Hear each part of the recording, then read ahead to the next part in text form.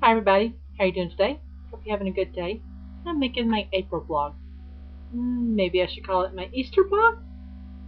Okay, well, first of all, I'm going to go get Joe for Easter. And I got him a card and I brailled it. And we're going to dye Easter eggs. Now I got a kit that has some 3D stickers on it on top of the eggs.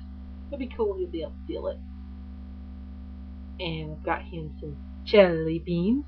Got 2 packets of jelly beans. My sister, if she's there, she likes jelly beans. Won't have much jelly beans left, so we'll get my sister some jelly beans as well. And I've got some of those robin eggs that are, the milk, what are they called? Malt eggs. Yeah, those chocolate malty things. Robin's eggs. The ones with less chocolate on the outside of it and more malty on the inside. I don't like a lot of chocolate on the outside of those malt eggs. Oh, I love chocolate, don't get me wrong. But just on those malt eggs, they need less chocolate on the outside of them to be truly crunchy good. Okay, so I'm diabetic and I shouldn't be eating that many, so therefore most of them's going to be for Chip. I did get him a solid Easter bunny too. Chocolate. Yeah, chocolate. I got myself one too, but mine's sugar free. Yeah. And I did not buy a basket. I actually got a basket that he had in his old apartment that we just didn't take to his new place. It's in the back of my car. Along with some Easter grass that I got last year. It even got a stuffed bunny rabbit in the car somewhere from last year. But I don't think I'll give him that. I got him a CD. Yeah, a CD of a song I know he likes. That he was wanting to request somebody to play him a song that reminded him of his dad, called My Dad, by Paul Peterson, I think. And anyway, I eBayed it and got it for him when we were talking about it because he didn't have one at home. He was relying on somebody on K-phone. He goes on what site online, the phone on his cell phone to an online service called K-phone. Does it a lot.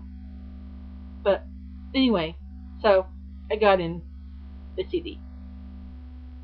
And now we're going to dye Easter eggs. And I got an Easter egg dyeing kit with 3D. Did I say that already? But we're supposed to dye Easter eggs on Saturday, I thought. But now I find out from Mom that Callie, my sister, and my other sister, Becky, will probably be dyeing Easter eggs on Friday. Maybe they'll wait until like 8 o'clock for when me and Joe arrive. Because we're going to be driving back from where he lives. I arrive where he is at around 4 o'clock after half class until 12 on Friday. So I'll go to get him and then we'll come back. So it'll be like 8 o'clock, 8:30 before we get back. We do have to stop and eat supper. I think though to save money we'll stop at Burger King. Oh, and I thought about making him some sourdough bread this weekend. But guess what I did?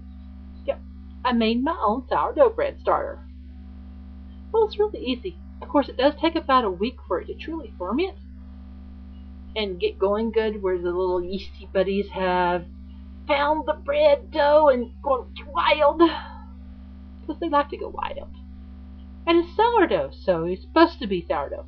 That's how they made yeast bread a long time ago. Long time ago, before they had stores where you can just drive to the store and pick up a package of yeast. You couldn't do that. So they, had dough. And they used flour and water and they let it sit.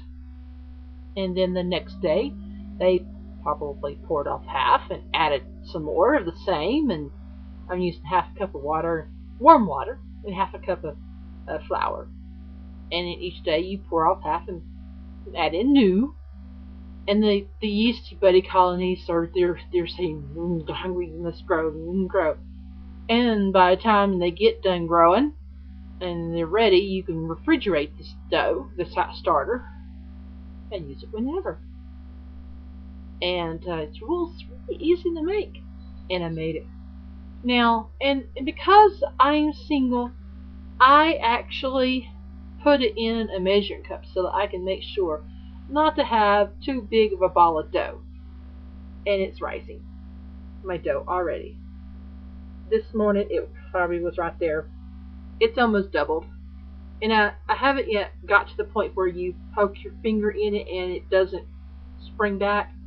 Because apparently when you poke your finger in it, if the hole remains, then it's ready. I think it's ready.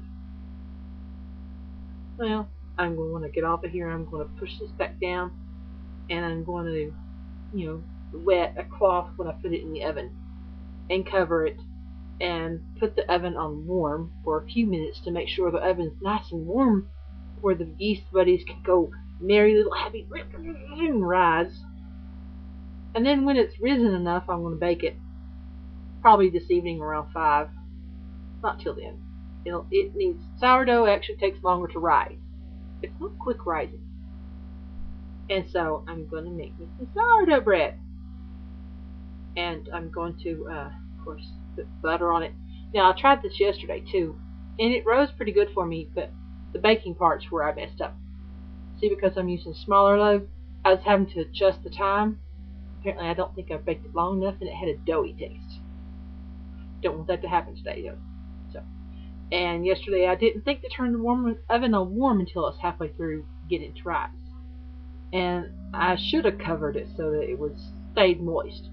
Normally when you proof, and it's called proofing, when you proof bread, you're supposed to have lots of moisture and